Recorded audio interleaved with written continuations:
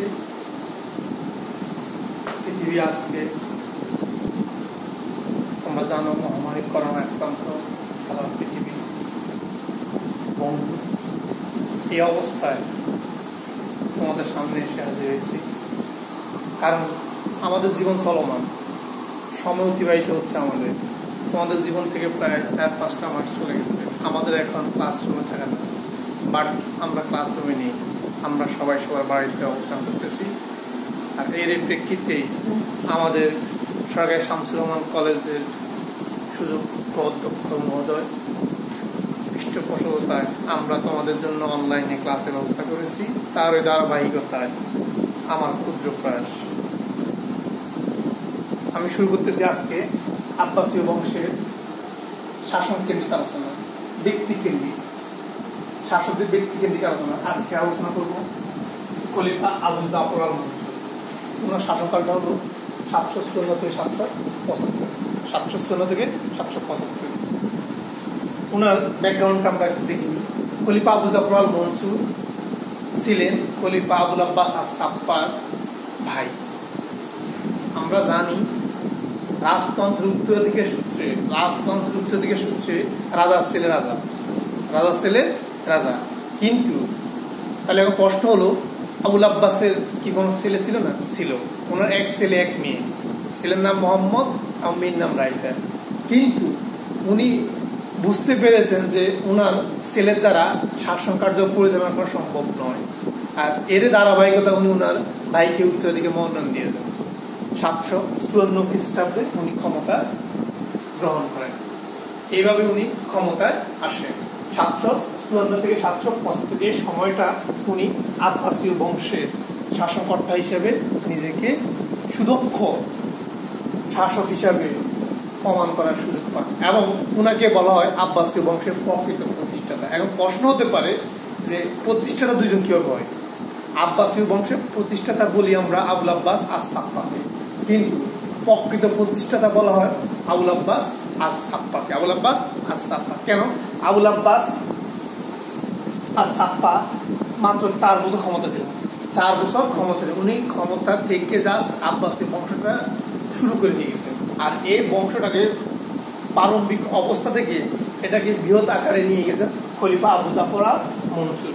আর উনাকে এই কারণেই আমরা খলিফা আবু জাফর আল মনসুরকে প্রকৃত ফাউন্ডার বলে থাকি। দেখো, উনি ক্ষমতা গ্রহণ করার পরে কিছু কাজ করেন, যে কাজগুলোর ভিতরে প্রথম যে কাজটা করেন আব্দুল্লাহ, আমি কিছু পয়েন্ট এখানে লিখে রাখছি, বাট আরো অনেক কাজ আছে যেগুলো আসলে বোর্ডে জায়গা নাই বিধে লিখতে পারি না, তারপরে আমি আলোচনা করার চেষ্টা করবো। উনি আব্দুল্লাহ বিদ্রোহ দমন। আব্দুল্লাহ হলো খলিফা খলিফা আবুল আব্বাস আস-সাপ্পার সমবয়সী, আবুল আব্বাস আস-সাপ্পার সমবয়সী। এবং আব্বাসীয় আন্দোলন যখন হয়, এই আব্বাসীয় আন্দোলনের সাথে সম্পৃক্ত ছিলেন আব্দুল্লাহ, এবং উনি ওতপ্রোতভাবে জড়িত ছিলেন। উনি মনে করেছিলেন যে খলিফা আবুল আব্বাস আস-সাপ্পার মৃত্যুর পর উনি ক্ষমতা গ্রহণ করবেন। কে? আবদুল্লাহ ক্ষমতা গ্রহণ করবে, এরকম তার মনে বাসনা ছিল। কিন্তু যখন আবুল আব্বাস আস-সাপ্পা খলিফা আবু জাফর আল মনসুরকে ক্ষমতা দিয়ে যান, তখনই ওনার সাথে ওনার বিরোধ দিতে যায়। স্বাভাবিক ক্ষমতা দ্বন্দ্ব যাকে বলে, ক্ষমতা দ্বন্দ্ব বেঁধে যায়। আর এই ক্ষমতার দ্বন্দ্বের কারণেই খলিফা আবু জাফর আল মনসুরের বিরুদ্ধে আব্দুল্লাহ অস্ত্র ধারণ করে এবং তার বিরুদ্ধে সে চলে যায়। আর ওই সময় খলিফা আবু জাফর আল মনসুর আব্দুল্লাহ বিদ্রোহ দমন করার চেষ্টা করেন এবং তাকে দমন করেন এবং তাকে হত্যা করেন। তারপরে যে কাজটা করেন খলিফা আবু মুসলিম খোরাসানি, তাকে বলা হয় আবু মুসলিম খোরাসানি। খোরাসানি কেন বলা হয়? খোরাসানি বলা হয় এই কারণে উনি খোরাসানে জন্মগ্রহণ করেছেন, আর এই কারণে উনাকে খোরাসানি বলা। ওই সময় মানুষ নামের টাইটেল হিসেবে ইউজ করে, যেমন তোমাদের এলাকায় আছে শরীয়তপুরি, XYZ শরীয়তপুরি, XYZ বাহাদুরপুরি, মানে উনি শরীয়তপুরে জন্মগ্রহণ করেছেন, এই কারণে ওনাকে শরীয়তপুরি বলা হয়। উনি বাহাদুরপুরে জন্মগ্রহণ করেছেন, ওনাকে বাহাদুরপুর ফিরসা বলা হয়।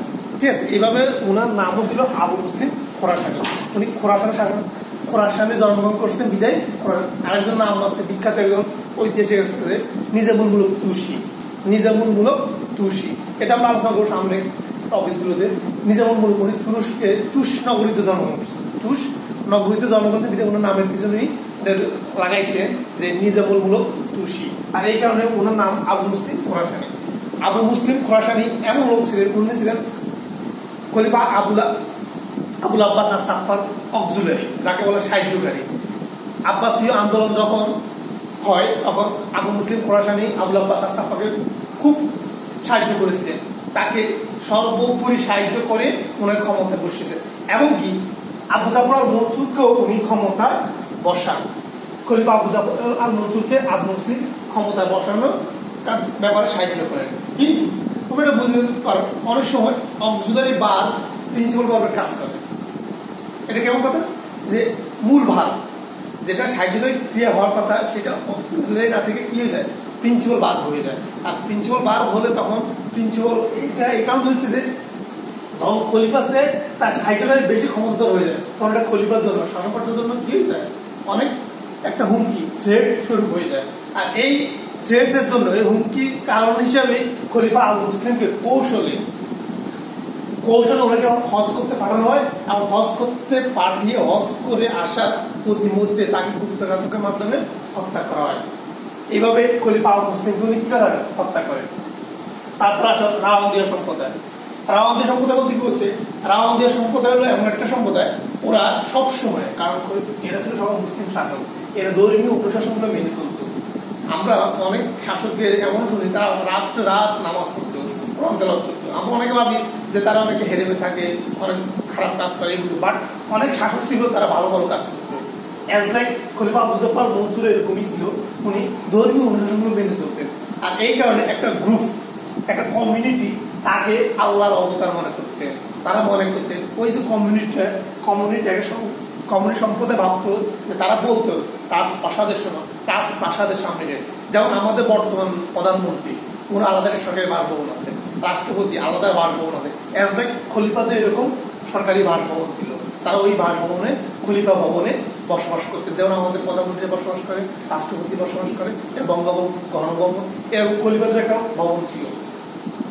এই খলিফা প্রাসাদের সামনে এসে এই সম্প্রদায়ের লোকগুলো বলতে আমাদের রিজিকদাতা, এই আমাদের পালনকর্তা, এটা পুরোপুরি শিরক। আমাদের ইসলামের দৃষ্টিতে কি শিরক, কারণ আল্লাহর পরে কাউকে আল্লাহ সমকক্ষ ভাবা এটা শিরকের সমতুল্য। কিন্তু এই কারণে খলিফা আবু জাফর আল-মনসুর ধর্মীয় অনুশাসন মেনে চলতে নিয়ে যখন তার কানে এই শব্দগুলো যায়, তখন উনি এদেরকে বোঝানোর চেষ্টা করেন যে আমি আসলে এরকম কিছু নয়, আমি তোমাদের মধ্যে মানুষ। কিন্তু তারপর তারা অতি আবেগ আপ্লুত হয়ে খলিফাকে সন্তুষ্ট করার জন্য তারা এই কথাগুলো বলতো। এই কারণে পরবর্তীতে এরাই মানে আব্বাসী খেলাফতে রাওয়ান্দিয়া সম্প্রদায় নামে পরিচিত। পরবর্তীতে এদিকে রাওয়ান্দিয়া সম্প্রদায় যখন তারা এভাবে খলিফাকে অনেক ভুলভাবে তারা বোঝানোর চেষ্টা করতো, তখন তারা খলিফা তাদেরকে অনেক বুঝিয়ে শুনতে চেষ্টা করছে। কিন্তু হঠাৎ তারা একদিন তাজ প্রাসাদের সামনে এসে খলিফা দর্শন লাভের আশা করে। কিন্তু দর্শন লাভের আশা করলে খলিফা তাদেরকে দর্শন মানে দেখার সুযোগ করে, তারা খলিফাকে দেখতে আসলে খলিফাকে আক্রমণ করে, অতর্কিত আক্রমণ করে। কারণ প্রতিমধ্যে আব্দুল্লাহ নামে এক লোক ওই প্রতিমধ্যে যাচ্ছে, উনি তাদেরকে হত্যা করে, প্রায় 200 লোক হত্যা করে খলিফাকে সেভ করেন। এইভাবে খলিফা পরবর্তী আবু জাফর আল-মনসুর রাওয়ান্দিয়া সম্প্রদায়কে বিদ্রোহটা দমন করেন। তারপর আসেন খোরাসানের বিদ্রোহ দমন। খোরাসান একটা জায়গার নাম, ঠিক আছে, এটা চানবাদ। যখনই তোমার চানবাদ একটা জায়গায়, এই খোরাসানে বিদ্রোহটা দমন করেন উনি 759 খ্রিস্টাব্দে। পরবর্তীতে উনি যে কাজটা করেন, বাগদাদ নগরী প্রতিষ্ঠা। এখন যে বর্তমানে তোমরা দেখতেছো ইরাকের রাজধানী হলো বাগদাদ, ঠিক আছে, এই ইরাকের রাজধানী বাগদাদ। এই বাগদাদ নগরী প্রতিষ্ঠা করেন খলিফা আবু জাফর আল-মনসুর। খলিফা আবু জাফর আল-মনসুর এই বাগদাদ নগরীটা প্রতিষ্ঠা করেন। তার শাসনকাল উনি আরো অনেকগুলো কাজ করেন, যেমন উনি শক্তিশালী সৈন্যবাহিনী এবং গুপ্তচর বাহিনী তৈরি করেন। তারপর উনি পুলিশ বাহিনী এবং বদলি পুলিশ বাহিনী, সেনাবাহিনী ছিল, তার সাথে উনি পুলিশ বাহিনী এবং বদলি, এই যে ট্রান্সফার সিস্টেম, ওই সময় রাজপ্রাসাদ যত রাজকীয় কাজ যারা করতো তাদেরকে উনি কি করতেন, এক জায়গা থেকে আরেক জায়গায় ট্রান্সফার করতেন। কেন করতেন? তাদের রাজকীয় কাজগুলো প্রতিযোগিতা জানার জন্য। কারণ একটা লোক এক জায়গায় থাকতে থাকতে এক গেম চলে আসে, তখন তাকে ট্রান্সফার করে অন্য জায়গায় গেলে কাজের গতিশীলতা আনে। এই কাজগুলো ওই সময় থেকে চালু হয়। আমি তোমাকে প্রায় টাইমে একটা কথা বলি যে হিস্ট্রি রিপিট হিমসেলফ, ইতিহাস সে নিজে পুনরাবৃত্তি ঘটায়। আমরা এখন যা করতেছি সবগুলোই আগে হচ্ছে, বাট সিস্টেমটা আলাদা।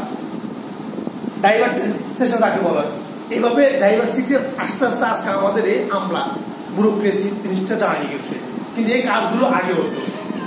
এই যেভাবে বদলি কথাটা উনি কি করেন, চালু করেন খলিফা আবু জাফর আল মনসুর। তারপর উনি অনেকগুলো জনহিত কার্য করেন, যেগুলো তোমার বইতে পাবা। আমি জাস্ট তোমাদেরকে বেসিক গুলো বলে দিলাম। এইভাবে খলিফা 775 খ্রিস্টাব্দে তার ক্ষমতার অবসান ঘটে। এইভাবে 754 থেকে 775 পর্যন্ত খলিফা আবু জাফর আল মনসুর তার আব্বাসীয় বংশে এই কাজগুলো নিজ হাতে করেন, আর এই কারণে ওনাকে আব্বাসীয় বংশের প্রকৃত প্রতিষ্ঠাতা বলা হয়। এই আলোচনা থেকে তোমরা কি জানতে পারলা? এই আলোচনা থেকে আমরা আবু জাফর আল মনসুর শাসনকর্তা জানতে পারলাম, এবং তোমাদের পরীক্ষায় আসতে পারে এই আবু জাফর আল মনসুর একটা উদ্দীপক আসতে পারে, অথবা খলিফা আবু জাফর আল মনসুর আলোচনা করো, এরকম একটা প্রশ্ন আমাদের আসতে পারে। ঠিক আছে, আর এই যাতে কিছু কুইজ প্রশ্ন আসতে পারে, যেমন খলিফা আবু জাফর আল মনসুর শাসনকর্তা কত? 754 থেকে 775। আল মনসুর, আল মনসুর শব্দটির অর্থ কি? আল মনসুর শব্দটির অর্থ বিজয়ী। আল মনসুর শব্দটির অর্থ বিজয়ী। আল মনসুর শব্দটির অর্থ বিজয়ী। আল মনসুরটা উপাধি, আর আবু জাফর তার প্রকৃত নাম। বাগদাদ নগরী কে প্রতিষ্ঠা করেন? বাগদাদ নগরী খলিফা আবু জাফর আল মনসুর প্রতিষ্ঠা করেন। তোমাদের একটা টিকা আসতে পারে, রাওয়ান্দিয়া সম্প্রদায় সম্বন্ধে টিকা লেখা। রাওয়ান্দিয়া সম্প্রদায় সম্বন্ধে টিকা লেখা, এই প্রশ্নগুলো তোমাদের পরীক্ষায় আসতে পারে। সবাইকে ধন্যবাদ। আশা করি এই আলোচনা থেকে তোমরা অনেক উপকৃত হবে।